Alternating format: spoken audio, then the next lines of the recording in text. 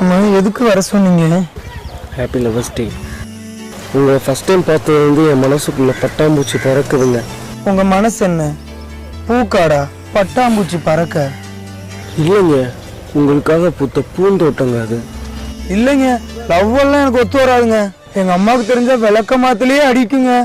என்னோட காதலை ஏற்றுக்கிட்டீங்கன்னா இந்த பூ உங்கள் தலையில் இருக்குங்க. என் காதலை நீங்கள் ஏற்றுக்கலாட்டி இந்த பூ நாளைக்கு என் ஃபோட்டோவில் தாங்க இருக்கும்.